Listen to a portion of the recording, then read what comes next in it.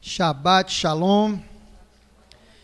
Somos aqui a Congregação Moreste Yeshua de Salvador, Bahia.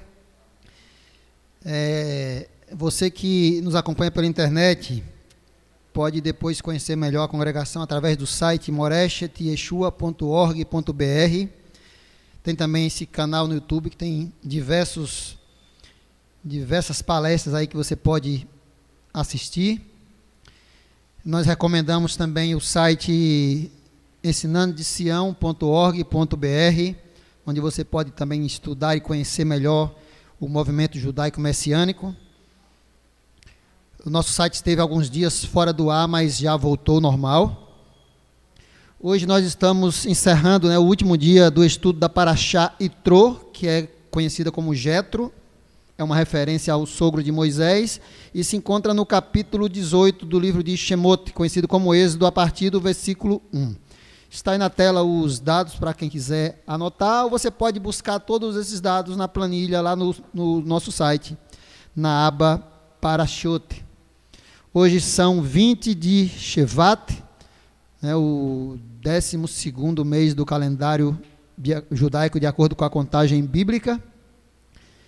Vamos estudar alguns pontos da Parashá. Sabemos que se você ficar a semana toda estudando, você não consegue entender tudo, porque é rica demais, mas nós procuramos aqueles pontos mais importantes, que nos chamam mais atenção, e abordamos.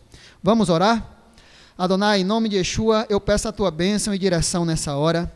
Me dê sabedoria, Pai, na condução da palavra, que eu seja teu profeta nesse lugar, que a minha boca seja a tua boca nesse lugar, assim como o Senhor falou para Moisés.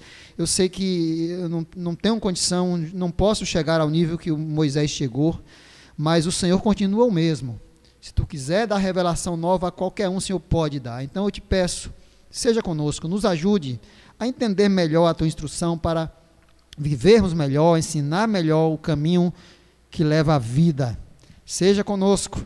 E aquilo que dissermos aqui, que o Senhor não aprovar, faça com que seja esquecido pelas pessoas que nos ouvem.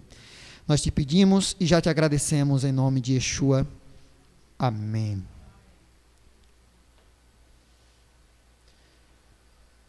Irmãos, essa Parashá Itró, Jetro, ela é uma Parashá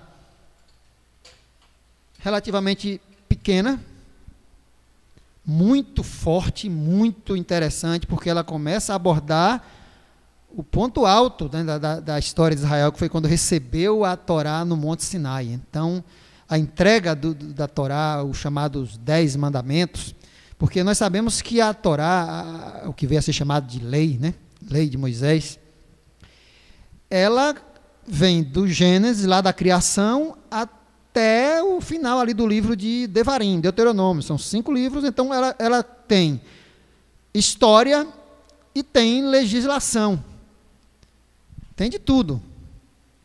Mas a parte que Adonai fala com o homem diretamente e escreve com o dedo, o que chama a atenção é isso: os 10 mandamentos, as 10 palavras, as 7 Hadbrot, é a única parte da Torá que foi escrita. Iago, seja bem-vindo. A única parte das Escrituras que foi escrita diretamente pelo Eterno, por Adonai. Não há nenhum outro lugar que apareça o próprio Eterno vindo e escrevendo com o dedo dele. E está escrito na própria Torá que essas 10 palavras, os chamados 10 mandamentos, o Eterno mesmo escreveu, ele deu a Moisés, ele não ditou para Moisés escrever como o restante todo da Torá e de todas as Escrituras, mas o próprio Eterno escreveu com o dedo dele e deu a Moisés. Moisés quebrou essas tábuas, Adonai novamente, sem repreender Moisés, escreveu de novo e deu a ele. Gente, a meu ver, isso aí já tem algo importante, já tem algo aí a nos dizer. Porque Moisés quebra, Adonai não repreende Moisés. Ora, Moisés, por que uma coisa que eu escrevi com meu dedo tu quebra? tu será cortado, teu irmão vai ficar em teu lugar, alguma punição. Não, o Eterno não puniu nada. Simplesmente deu de novo. Ou seja, a meu modo de ver, a gente já vê embutido aí aquilo que Apocalipse mostra. A Torá seria esquecida por muitos anos e depois seria novamente ensinada ao mundo. Apocalipse deixa isso bem claro. Não diz que é a Torá, lógico. Mas a gente sabe que, daqui a pouco eu vou falar disso, quando fala do Evangelho Eterno, que Apocalipse fala lá no capítulo 14. Que Evangelho Eterno é esse? Daqui a pouco eu vou abordar isso mais delicadamente, mais detalhadamente. Então, nós sabemos que existe ali todo um peso e está retratado no final dessa paraxá, que é a entrega das 10 palavras, dos 10 mandamentos. Mas a paraxá começa, Jetro, né, Itrô, trazendo a mulher de Moisés e os seus filhos. E o interessante, gente, é que quando a gente leu aqui agora há pouco, vocês viram que Jetro não veio só com Tsípora e com os filhos de Moisés. Fala que veio também a mulher de Itrô e os filhos dele, a família toda vieram para se encontrar com Moisés e com os israelitas ali. Olha que coisa interessante. Havia entre Moisés e Itrô uma harmonia perfeita. Moisés amava o sogro e o sogro amava Moisés. Relação linda. A mulher, a família, todo mundo se amavam. Estrangeiros, midianitas, mas havia amor, havia respeito, que veio a família toda ao encontro de Moisés. Fantástico isso. Até a sogra de Moisés, que se falam tanto de sogra, a sogra de Moisés veio também. Coitadinha da sogra, né? A sogra, sem a sogra, você que odeia a sua sogra, se porventura alguém me ouvir, odeia a sogra, sem sua sogra você não teria sua esposa ou seu esposo. Agradeça a ela. Os conselhos de Itrô, né, a Moisés, conselhos muito sábios. Vemos ali o primeiro Shavuot, né, que para quem acha que Pentecostes, Shavuot, ocorreu a primeira vez no Novo Testamento, né, está enganado. Aqui acontece a primeira vez Shavuot ou Pentecostes, lá no deserto, no Monte Sinai, e a paraxá encerra com a entrega da Torá nesse dia, lá no Shavuot, no primeiro Shavuot, no Monte Sinai. Fala, Iago.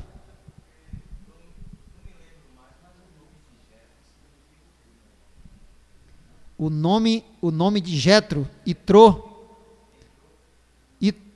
não me lembro exatamente em português o significado, mas eu sei que quando fala de, por exemplo, o nome que ele recebe depois, Reuel, por exemplo, é amigo de El. Reuel, que é um outro nome de Jetro, é amigo de El, ou seja, alguém que é El de Elohim. Agora, Itrô, eu não me lembro exatamente o significado da palavra. Tipo Balaque significa destruidor, né? Mas Itrô, eu vou ficar lhe devendo nesse momento o significado da palavra exata. Itrô. Sua Excelência.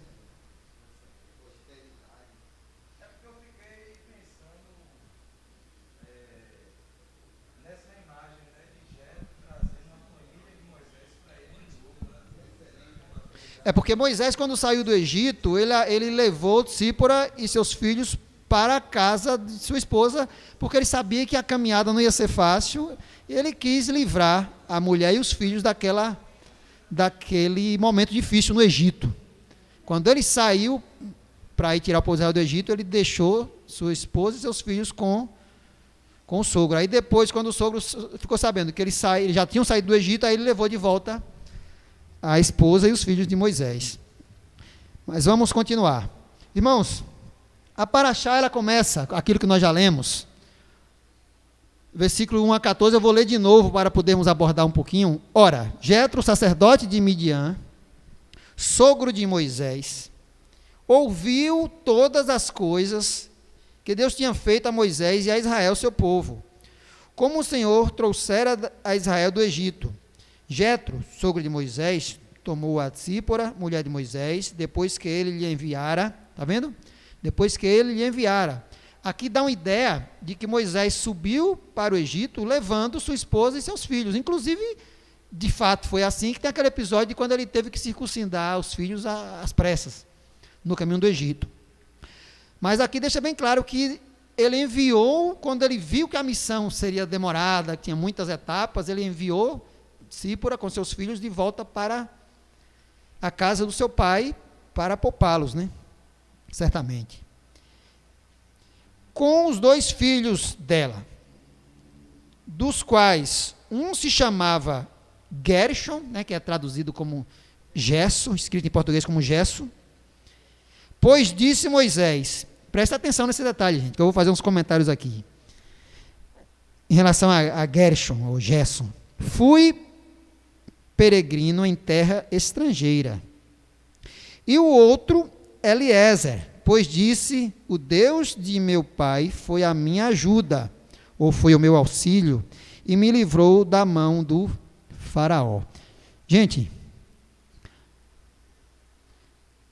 Itrô, ou Jetro, era Cohen, sacerdote. Se olhar no hebraico, a palavra lá é Cohen, a mesma que se dá para o sacerdote da família de Arão, Cohen.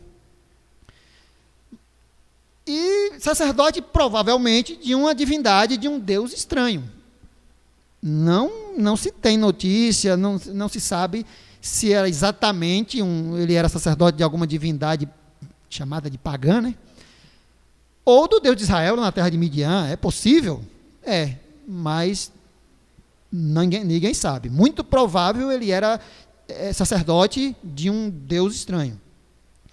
No entanto, era um homem de moral elevada e justo, dentro do crivo de justiça que conhecia, ou seja, dentro daquilo que ele conhecia como um retidão, ele era extremamente justo.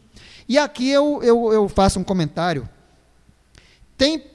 Normalmente, você olha as pessoas, né, principalmente os crentes no Deus de Israel, muita gente, quando olha alguém que pertence a uma outra religião, ou a uma religião que tem deuses, né, que tem divindades, automaticamente já põe aquela pessoa num rol de alguém que não é digna de confiança, no rol de alguém que não tem um bom caráter, já vê aquela pessoa de um modo negativo. Só que não deve ser sempre assim. Existe personalidades diferentes. Tem pessoas, como era o caso de Jetro aqui, que mesmo servindo a uma divindade, a um Deus diferente, dentro do seu código de ética, dentro daquilo que ela conhece como lei, como regra, como crivo, ela é correta, fiel, honesta dentro da sua bolha, vamos dizer assim. Aí eu lhe pergunto, o que é melhor? Uma pessoa como um desse aqui, ou uma pessoa que é de qualquer religião, por mais esquisita que você ache, mas que dentro do que é colocado para ela, dentro do seu padrão de justiça, dentro do seu código de ética, ela é correta, ela é ética, ela cumpre as coisas certinhas, ela tem responsabilidade. É melhor uma pessoa assim, ou uma pessoa que conhece o melhor código de ética, né, que são as escrituras do Elohim de Israel, com alguns líderes por aí, e tem um comportamento terrível diante desse código que ele tem na mão. O que é que você prefere se relacionar? Com quem? Eu prefiro me relacionar com uma pessoa que, mesmo tendo uma religião que adora até outros deuses, que é bem diferente da minha, mas que dentro desse seu crivo de justiça, ela é honesta, correta, fiel. Eu prefiro me relacionar com uma pessoa assim, do que uma pessoa que carrega uma Bíblia debaixo do braço, diz que serve ao Deus de Israel, diz que tem Yeshua como Messias, mas não é fiel, não é correta. Em vários momentos você vê essa pessoa em atitudes corruptas. Eu quero distância dessas pessoas. Prefiro me relacionar com o idólatra, adorador de outros deuses, mas que tem um padrão de ético correto, dentro daquilo que ela considera correto. Por quê? Porque no dia que ela despertar para o Deus de Israel e se voltar para ele, ele vai ser tão fiel a Adonai, ou mais ainda do quanto ele era lá, para os outros deuses. E se a pessoa que é honesta, correta para com as suas divindades, né, ela tem um padrão de ética natural dela, Se ela faz um acordo com você, um compromisso com você, lhe dá uma palavra, certamente ela vai cumprir também o que acordou com você. Mas aquele que mesmo crendo no Deus de Israel, crendo em Yeshua e é corrupta, não pense que essa pessoa vai ser correta com você quando tiver um compromisso com você, marcar algo com você. Não vai ser. Então, irmãos, temos que ter muito cuidado com isso.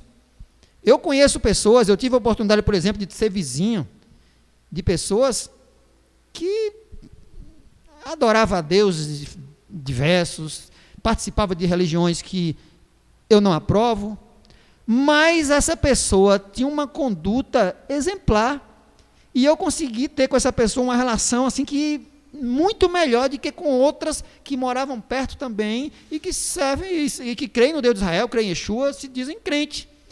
E eu vi o padrão de justiça dessa pessoa que adorava diversos deuses muito mais elevado do que desses que eu estou falando. Então eu creio que essa pessoa, uma pessoa como essa, em algum momento Adonai vai atrair para si, porque quando ela for para ele, ela vai ser ainda mais fiel do que o que era lá os seus deuses, porque ela vai descobrir algo ainda mais elevado, algo melhor, e vai ser ainda mais correto. E nós vemos isso aqui em Itró, em Jetro. Muito provavelmente um sacerdote, ou seja, o mais elevado nível de relação com uma divindade, de uma divindade estranha, muito provavelmente. No entanto, o padrão de justiça dele era muito elevado, muito mais elevado do que de diversos hebreus do seu tempo. E muito mais ainda do que hebreus de hoje, de muitos, né? Não digo de todos, mas de muitos.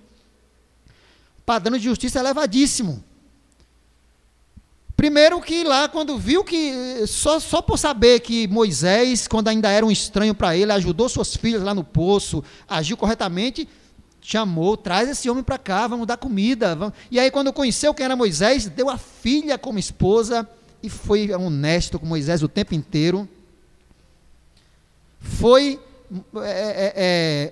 Moisés, o nível de confiança que Moisés tinha nesse estrangeiro, midianita, era muito diferente de Labão, alguém que era ancestral de Jacó, mas que Jacó não confiava nada.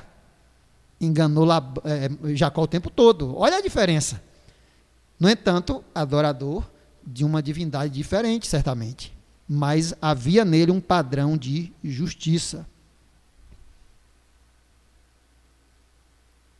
E uma coisa interessante, que aqui agora é só para levar a gente a pensar um pouquinho e olhar as Escrituras, às vezes, com um olhar um pouco diferente. Ainda no capítulo 18, versículo 12, quando Moisés fala assim, quando o texto fala assim, então, Jetro, sogro de Moisés, tomou holocaustos e sacrifícios. Gente, eu coloquei aqui invertida a ordem. O texto que eu queria comentar é esse aqui. Ainda sobre isso aqui, que nós lemos. Esse versículo 4 aí que eu queria comentar. Que ele disse, o que é que ele disse? Colocou o nome de um filho, Gershon, que é conhecido como Gerson na língua portuguesa, e o outro, Eliezer. Esse texto aqui, ele está contido aqui, no hebraico. Olha só. Shem Haihad, o nome de um, né, dos filhos era Gershon. No português a gente conhece como Gerson, você vê que a palavra é praticamente a mesma, não muda quase nada, só o som. Mas é Gershon. Por que Gershon? Porque dizia Moisés, peregrino ou estrangeiro, a palavra ger, estrangeiro, Haiti, fui em terra, né, Beretz, estrangeira. Veja que o nome tem um significado. Ger, estrangeiro. Aqui, como eu sou ainda um aprendiz dos aprendizes de hebraico, eu não sei se o restante do nome é Gershom. Shom vem de Yom Rishon, por exemplo, Yom Rishon, do primeiro dia da semana, Yom Rishon, de primeiro. Eu não sei que o Ger é estrangeiro, mas aqui é a união de duas palavras. O Shom Não sei se vem de Rishon, de primeiro, por ser o primeiro filho. O primeiro filho em terra estrangeira. Ou vem de Shem, que é a mesma palavra, nome. Veja que a palavra é a mesma. Shem e Shom. A palavra, as letras hebraicas são as mesmas, só muda a sonoridade. Então, eu não sei exatamente que se Ger, aqui, Gershom, que é a união de duas palavras, Ger, estrangeiro, e Shom, se pelo fato de primeiro filho, ou o nome ser Ger, né, estrangeiro. Mas a gente vê aqui que o nome está relacionado à história, a detalhes. Por isso que os nomes em hebraico têm tanta importância. E o outro, Eliezer. Olha só. Muitas vezes, quando a gente lê as Escrituras, se você ler, por exemplo, a Bíblia como essa aqui é a versão interlinear. Veja, tente ler da direita para a esquerda em português, você vê que fica um negócio meio desconexo. Por isso que as traduções em português, em outras línguas, elas são tão diversas. Isso aqui para a gente também, estou falando aqui divagando um monte de coisa, para poder nos ajudar na compreensão das Escrituras. Por isso que são tão diversas, porque se fosse traduzida ao pé da letra, ia ficar difícil o entendimento. Por exemplo, o nome, Shem, nome de ou seja, do primeiro filho era, em hebraico é Ha'echad, ou seja, o primeiro. O nome do segundo é a mesma coisa, Ha'echad, olha aqui, exatamente a mesma palavra, Ha'echad, Ha'echad. É como se ele dissesse, o nome de Gershon, o nome de Eliezer. Está entendendo? O nome de é Gershon, o nome de ou seja, o nome desse aqui é Gershon, o nome desse aqui é Eliezer. O nome de é Gershon, o nome do outro de Eliezer. Mas no português ia ficar um negócio sem lógica. Aí o tradutor, o que é que ele faz? E sabiamente, o nome de Gershon, o nome do outro Eliezer. Veja que não tem nada a ver aqui outro com a palavra que ela está traduzindo. Aqui é Ha'echad. Como está aqui, o No português, para traduzir ao pé da letra, teria que ser o aqui de novo, o Mas o tradutor, sabendo que na língua portuguesa ia ficar sem sentido, ele coloca o outro. Então é por isso que mesmo, muitas vezes, tem texto que parece que o tradutor quis corromper, na verdade ele não teve saída, ele teve que traduzir assim, para ser compreendido o texto, ficar mais agradável de ser lido. Porque quando a gente vê aqui, lendo ao pé da letra, é como se fosse um índio falando para nós. Não é que a língua do índio seja ruim, é que o índio, por outro índio, ele vai ser muito bem compreendido. Mas para quem não entende a língua dele, vai ficar complicada para nós. Como para a língua nossa, para eles, também fica complicada. A mesma coisa aqui. É por isso que as traduções, às vezes, são tão divergentes, são tão estranhas, porque são línguas diferentes, faladas há milhares de anos atrás, e fica difícil ser compreendida hoje. Mas no caso de nomes próprios, o nome do outro, Eliezer. Porque o Deus, que Elohei, porque o Deus do meu pai, né, Avi, foi o meu auxílio, me auxiliou, Ezrei, e me livrou. Veja que o nome Eliezer, ele fundamenta o nome do seu filho nisso aqui, El, né, de Elohim, Ezer, essas três letras aqui, Ain, Zain e Resh. Não sei se Loures consegue colocar o mouse em cima aí na internet para o pessoal acompanhar, mas eu acho que não. Então ele junta El com Ezer aqui, tá vendo aqui? A raiz da palavra aqui de novo, Ezer, Ain, Zain, Resh, auxílio. O meu Adonai foi o meu auxílio, a minha ajuda. Então, Eliezer. Ele pega, monta a frase e cria uma palavra, El, meu auxílio, o meu ajudador, e põe o nome no filho. Então, irmãos, eu não quero aqui, eu acabei de falar bem dos tradutores, mas às vezes também a gente tem que fazer algumas críticas, no geral. Nomes próprios, é por isso que se questiona tanto a questão de nomes próprios, porque quando nós vemos aqui, mesmo no português, veja que os nomes próprios são quase sempre preservados a sua sonoridade. Gershon, Gerson. Eliezer, ficou praticamente o mesmo, Eliezer. E por que quando chega a nomes próprios de pessoas que têm importância suprema, vamos dizer assim, corrompe o sentido? Por exemplo, Yeshua. Por que não deixou Yeshua? Ou pelo menos Yeshua, alguma coisa mais próxima. Nós sabemos, a gente ensina isso aqui o tempo todo, nós cremos e temos certeza disso, de que quem usa o nome Jesus é ouvido e atendido, lógico. Adonai não é criança, Adonai tem a suprema sabedoria, ele sabe de tudo. Então, ele conhece o coração de cada um, ele atende sim. Mas parece haver uma certa, no mínimo, uma influência ruim, quando se mexeu na questão de traduções de certos nomes, como no caso do nome de Yeshua.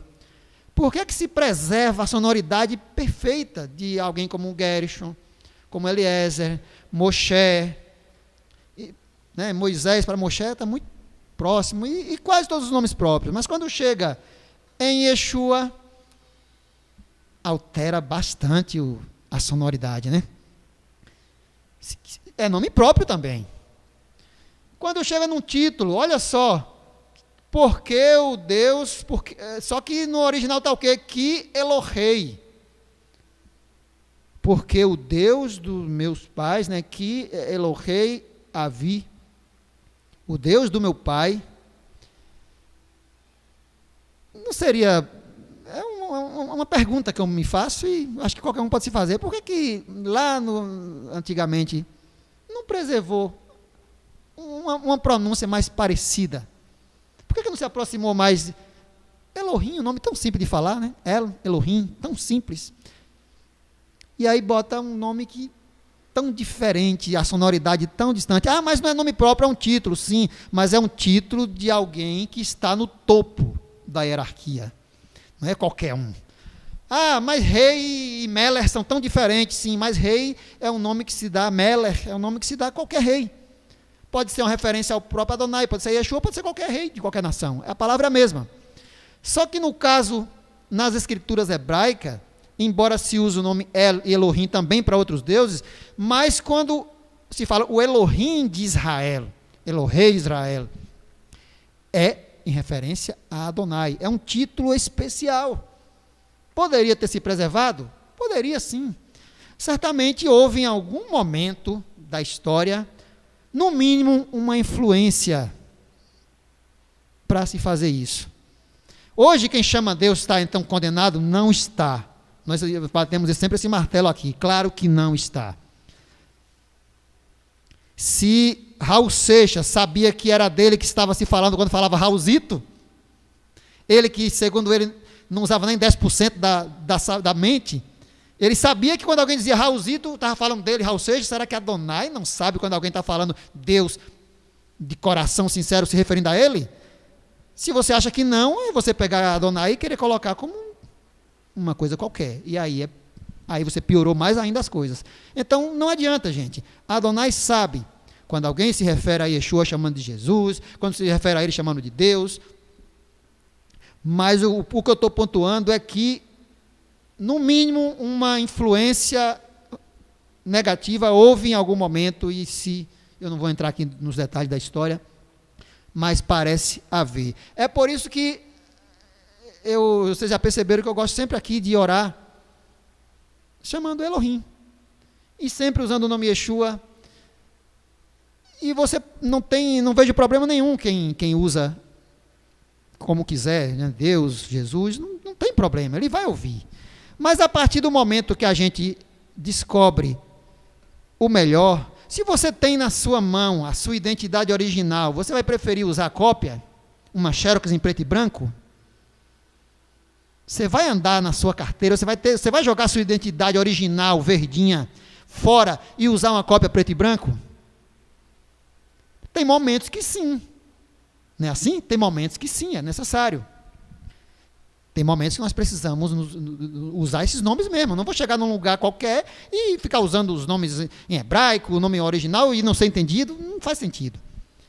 Mas, nos momentos certos, eu prefiro usar a identidade verdinha, a original, do que a cópia preto e branco. Por isso que nós usamos tanto aqui Elohim, Adonai. Ah, mas Adonai também é um título, mas só é usado exclusivamente para o Criador, e o de Rei Vav-Rei. E Yeshua é o nome próprio do nosso Messias. Já que temos, vamos usar. Então, irmãos, nós vemos uma certa, no mínimo, uma influência. No original aqui, Elohei. Era para traduzir, ficaria muito mais bonito, muito mais agradável. Pois o Elohim do meu pai. Não ficava tão bonito, né?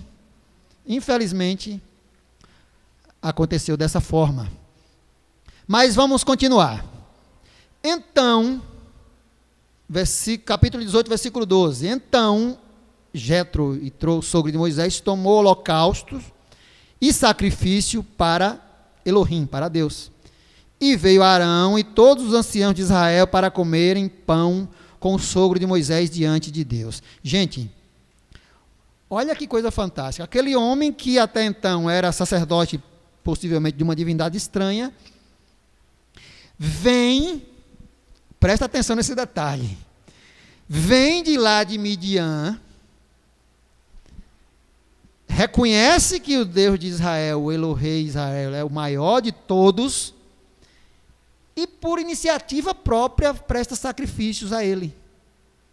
Aqui diz que ele tomou a iniciativa, ele reconheceu que Adonai era o maior dos deuses. Se fosse hoje em dia, a gente vê muita gente aí, até pessoas próximas a nós, pessoas muito próximas a nós, quando vê qualquer coisa parecida, quando ouvir se Yitro fosse semelhante a muita gente que eu conheço, inclusive líderes religiosos, o que é que ele ia dizer aqui? Moisés, tu é meu genro, trouxe aqui tua mulher, teus filhos, mas esse teu Deus é complicado. Como é que pega uma nação inteira e destrói? Mata o faraó com seu exército dentro do Mar Vermelho? Que crueldade!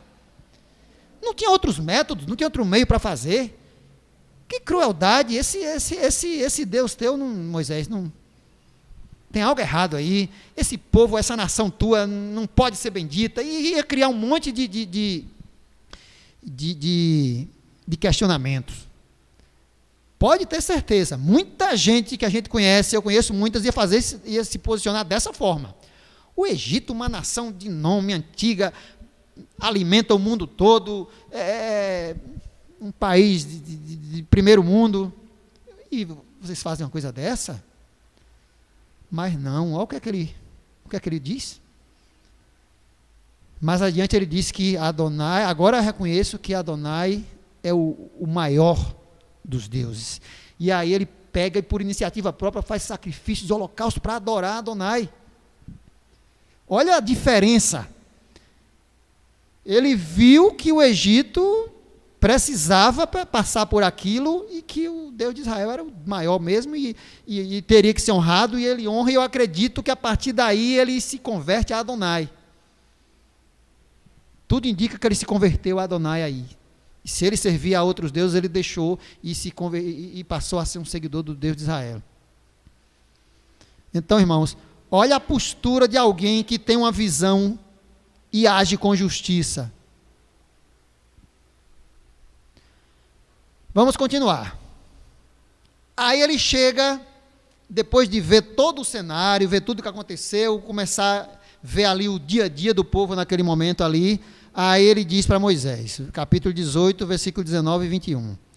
Ouve, pois, as minhas palavras. Quando ele vê Moisés ali, o dia todo se acabando para julgar o povo sozinho. Aí ele observa aquilo ali. A Torá diz que só de homens saiu mais de 600 mil, era uma multidão, era maior do que a população de nossa vizinha Feira de Santana, era muita gente. Ele chega, vê o cenário todo, avalia tudo, chega e olha o conselho que ele dá, que todo mundo conhece, mas a gente precisa ler nas entrelinhas. Ouve, pois, as minhas palavras, eu te aconselharei. E Elohim, né, Deus, seja contigo. Representa o povo perante Elohim, leva as suas causas a ele, a Elohim, ensina-lhes os estatutos e as leis, e faz-lhes saber o caminho em que devem andar, e a obra que devem fazer. Procura dentre homens capazes, tementes a Deus, homens de verdade, que aborreçam a avareza. Olha só, tudo que ele também aborrecia, né? Que aborrecem a avareza, e põe sobre eles por chefes de 1000, chefes de 100, chefes de 50, chefes de 10. Você vê aqui uma estratégia militar que até hoje é usada. Olha só, Itró não se preocupou em mostrar a Moisés. Moisés era então, né, agora, era o líder de uma multidão, de uma nação. Ele não se preocupou em mostrar a Moisés uma grande oportunidade de negócio, como se muitos fariam o quê? Moisés, na hora de avaliar tudo, eu estou vendo diante de ti aí uma grande oportunidade de negócio. Rapaz, cria logo aqui um tabelião, cria pessoas aqui, começa a cobrar uma taxa, tu tem diante de ti um grande negócio. Monta aqui logo um sistema de internet com Wi-Fi. Muitos de hoje, inclusive muitos líderes religiosos, viam aqui uma grande oportunidade de negócio. Moisés, tu vai ficar milionário. Mas o que foi que ele se preocupou? Ensina-lhes os estatutos e as leis, e faz-lhes saber o caminho em que devem andar, e a obra que devem fazer. A preocupação do estrangeiro, que não era hebreu no sentido mais exato, porque também Midian era descendente de Abraão, né? Carrega um pouco aí dessa semente. Mas nesse momento não fazia parte mais do povo de Israel. Olha a visão dele, ele não olhou negócio aqui, ele não olhou grandeza, ele não olhou reinado, reina sobre esse povo e tira proveito disso. Enriquece a tua e tua família, é uma grande oportunidade de negócio. Ele não olhou para isso, ele olhou o caminho da justiça, e ele não olhou a justiça dele, da sua terra, ele olhou a justiça do Deus de Moisés. Isso é que é um detalhe interessante. O que Deus, o Elohim de Israel, o Deus de vocês, tem, porque ele sabe que se você é justo, você tem que ser justo dentro daquele crivo que você conhece. Eu não posso, se eu for ser justo aqui, se nós formos ser justos aqui, de acordo com a lei, por exemplo, da China, é complicado. Nós temos que viver de acordo com as regras daqui, local, e da de Adonai, que é universal. Mas eu não posso viver de acordo com as regras da China fora de lá. Zena ia falar alguma coisa, algum comentário?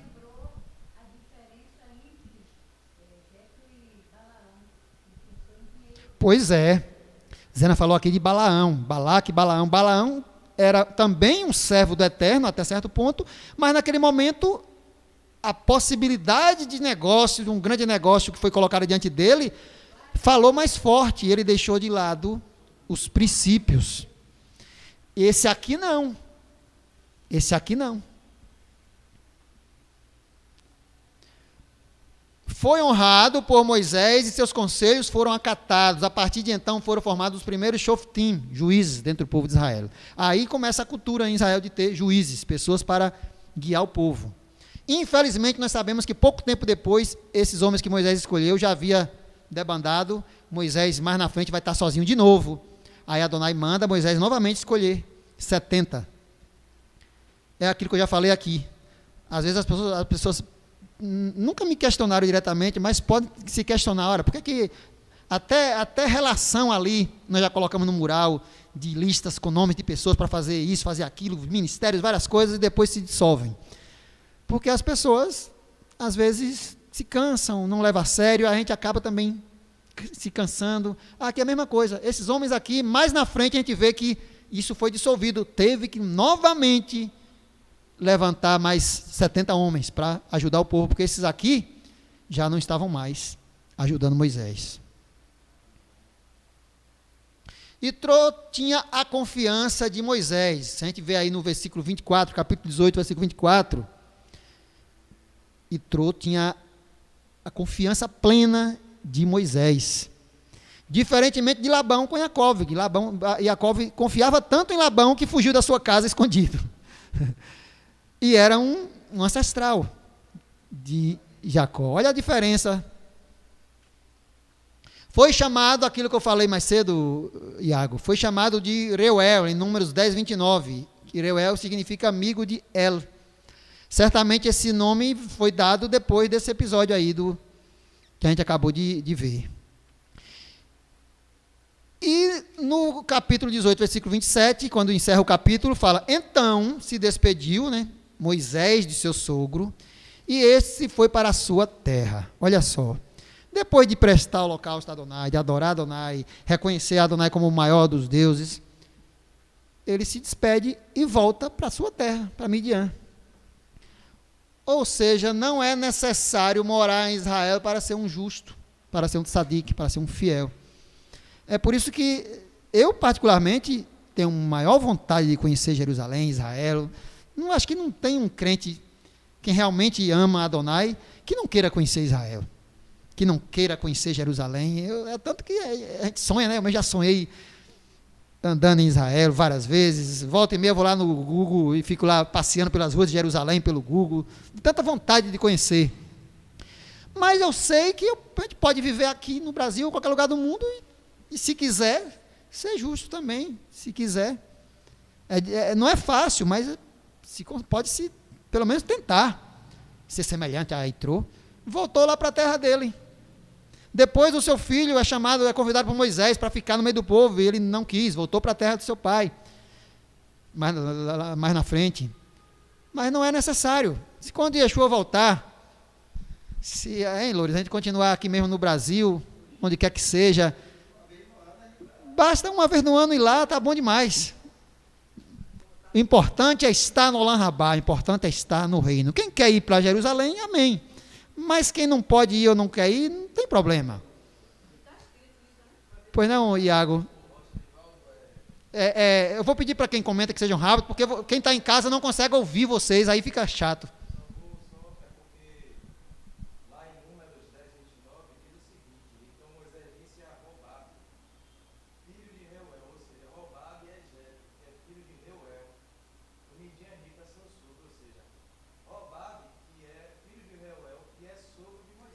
Pois é, Reuel aqui é o sogro de Moisés. Robabe é filho dele. Robabe é filho de Reuel. Isso. Robabe é sogro de Moisés. Não. Não. O Midianita, seu sogro.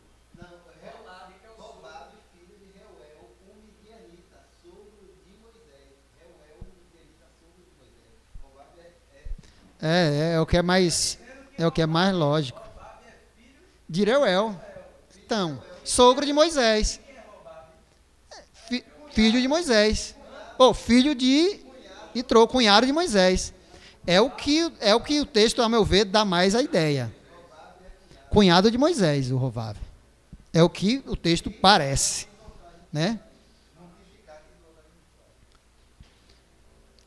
Irmãos, para a gente concluir, já estamos chegando às 12 horas, e uma coisa interessante que aparece nessa paraxá,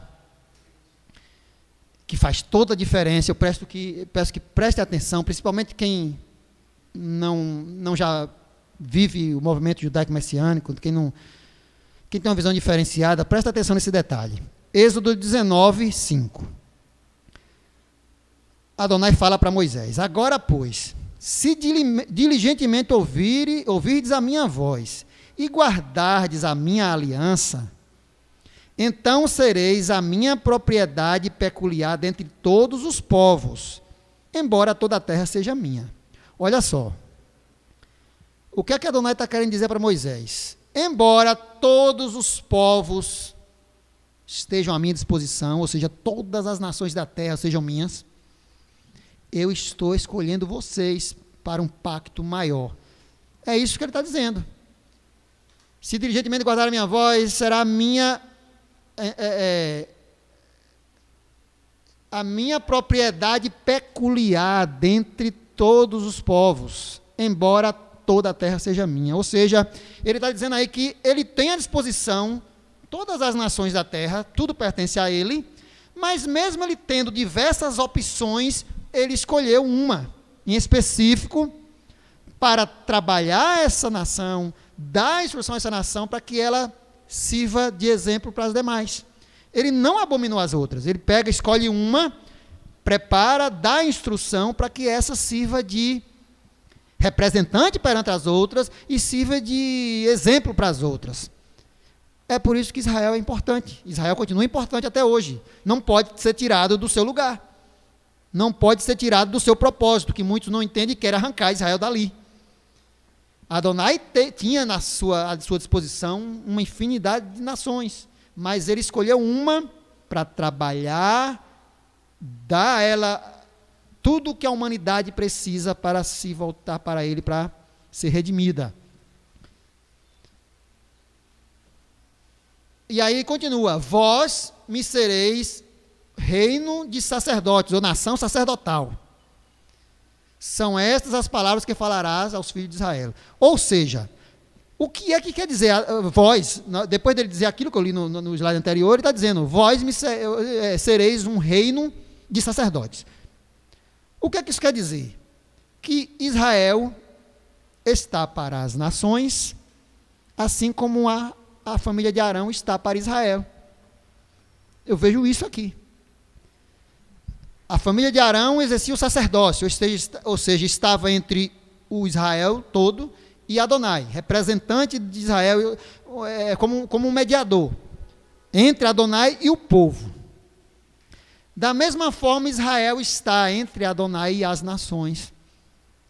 É isso que esse texto parece nos mostrar. Israel é para as nações o mesmo que a família de Arão é para Israel. É assim. Isso é interessante, gente. É por isso que Adonai cumpre sua palavra e cada dia a gente vê se cumprindo. Quando a gente olha para a história recente de Israel, depois da queda do Império Britânico, lá em 1948, a queda que eu digo quando para de dominar, né, aquele lugar, nós vemos que as profecias, o que Adonai prometeu àquele lugar, aquela nação, aquele país, nunca deixou de se cumprir, cada dia se cumpre. Porque isso aqui ele nunca deixou de lado, continua de pé todos esses propósitos. Israel continua sendo uma nação sacerdotal para o mundo.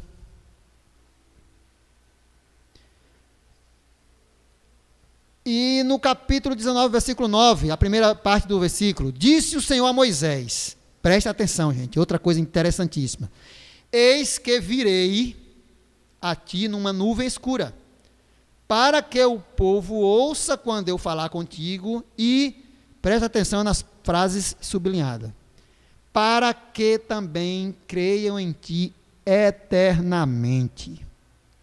Isso aqui é uma referência a Shavuot, ele estava dando orientações a Moisés sobre o que viria logo em seguida, que era Shavuot, o dia que ele desceu sobre o Monte Sinai, e ali ele trazia o quê? As boas novas, né? O Evangelho, a instrução de como o povo de Israel se comportaria, de como Israel viveria, e que é o que nós temos hoje na mão, a Torá, que deu origem a toda a Bíblia.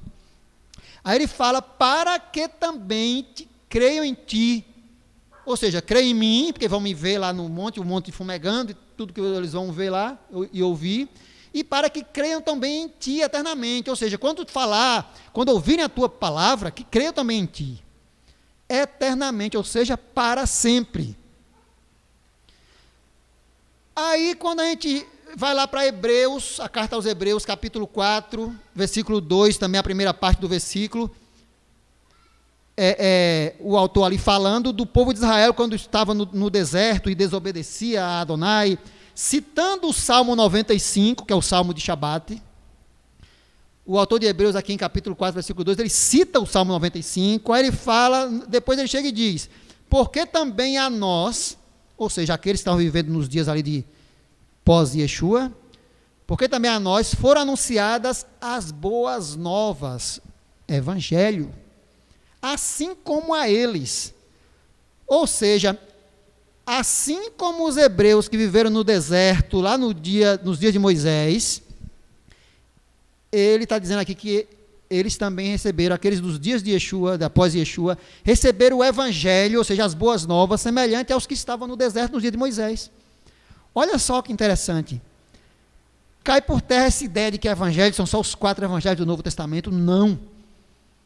Também boas novas em relação à vinda do Messias, do prometido. Mas boas novas, evangelho no sentido mais exato, já é lá desde o deserto, é a revelação que Adonai dá para o povo. Boas novas, instruções de vida.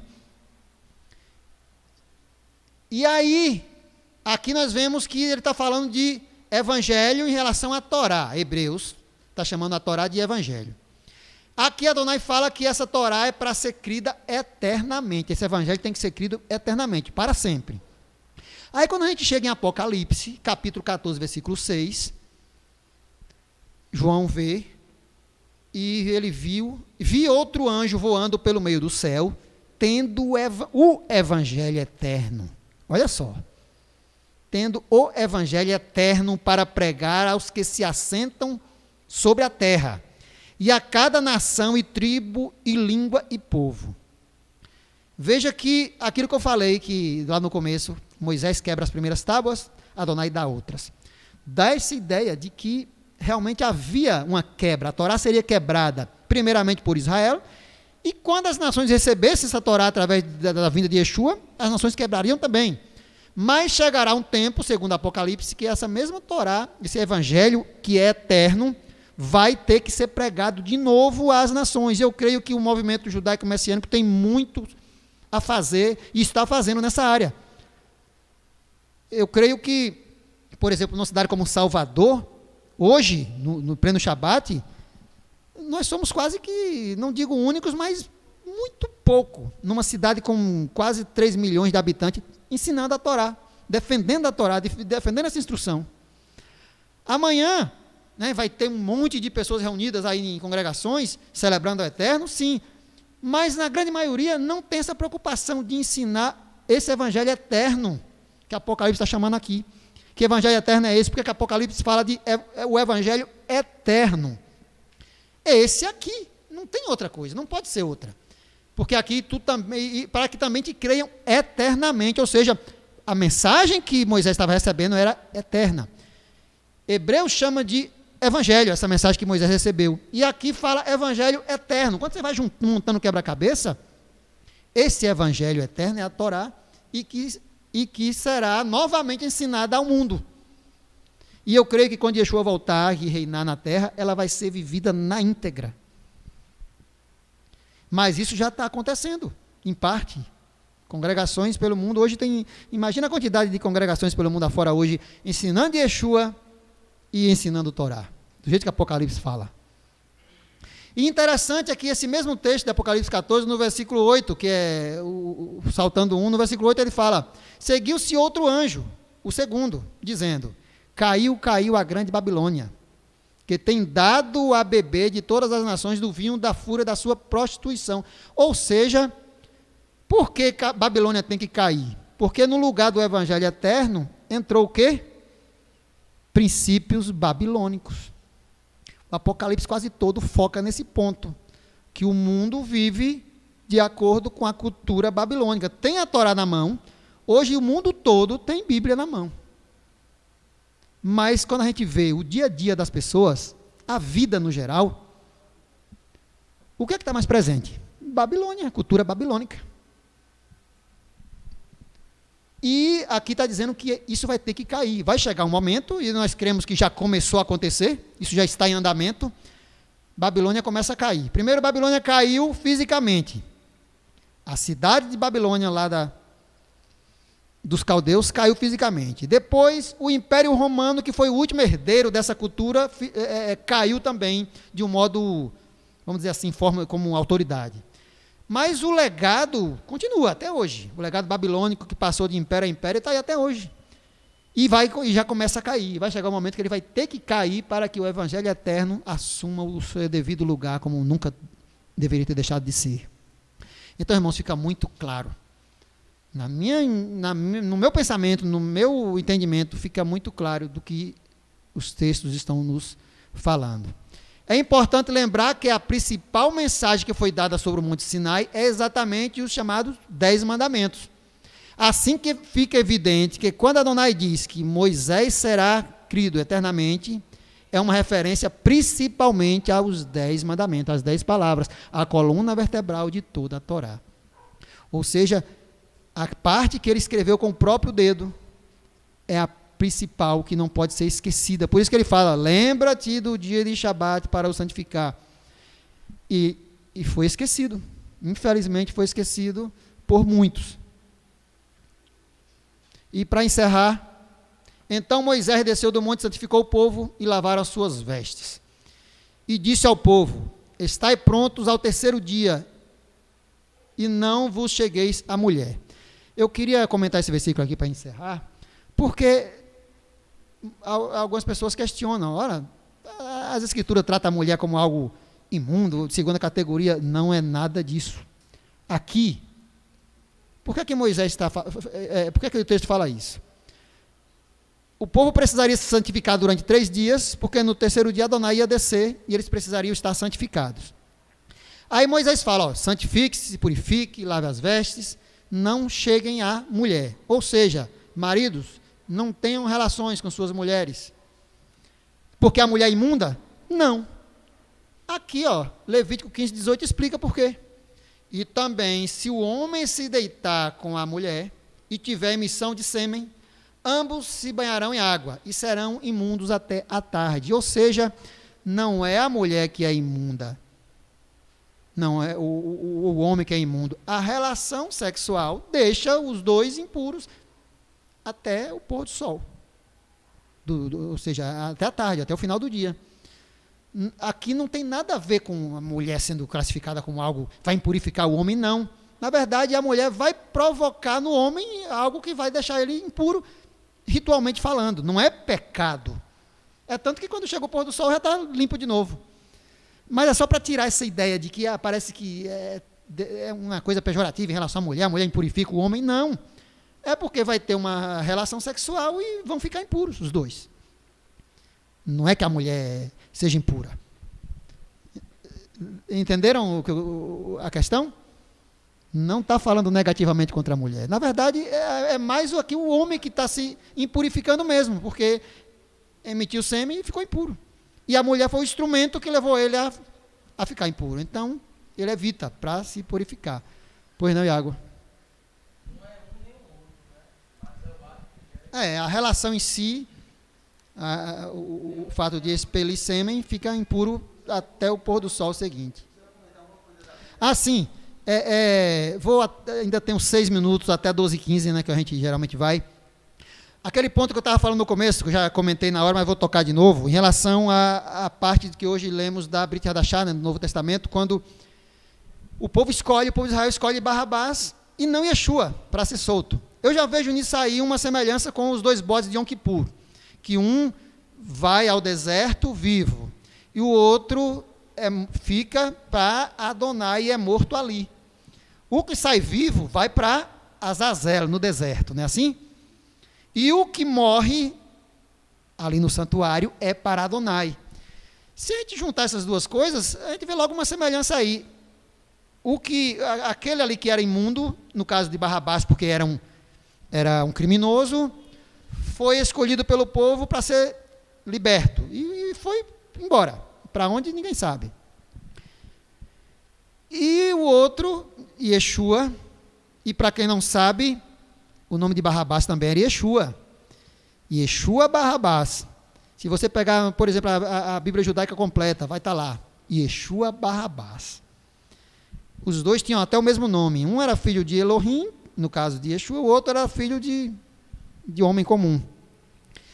E aí o povo escolhe Yeshua, a coisa melhor a ser feita. Parecia que foi um ato de crueldade, mas você queria ter Barrabás como seu sacrifício? Você queria ter Barrabás como o seu sacrifício de peça, como o seu redentor, como a sua expiação? Alguém queria aqui? Não, né?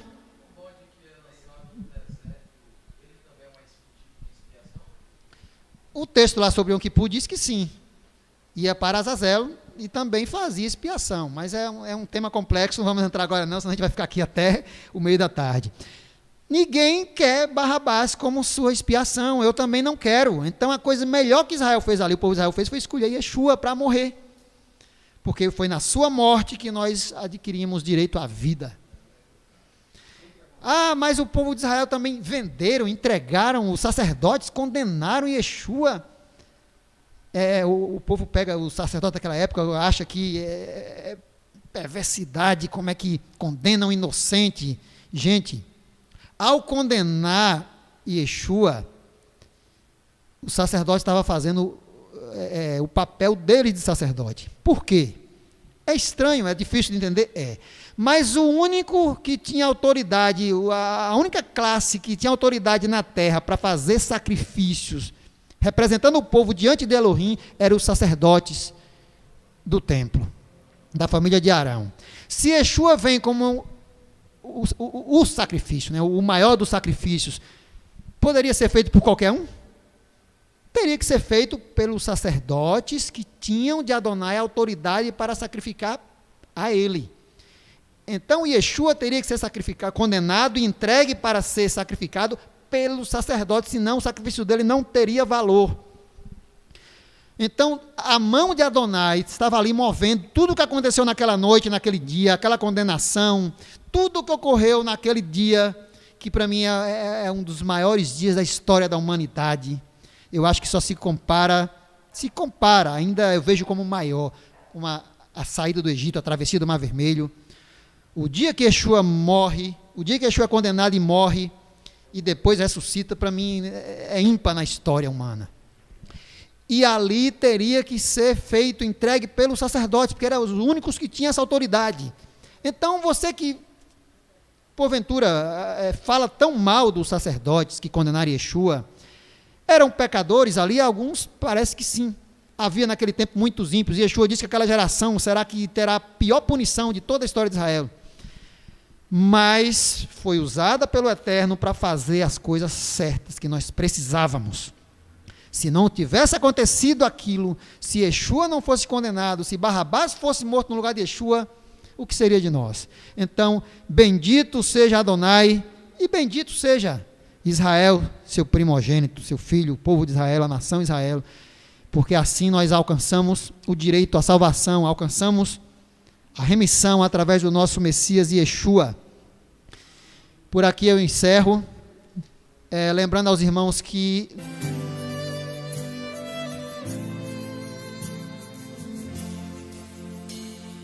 לא שאותנו תיהר מפשענו, שרים אנו שיר אהבה.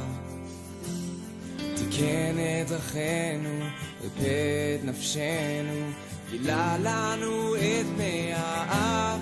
ועתה בואו אליו, נישא את קולנו, נשתחווה לאדון מלך עולם.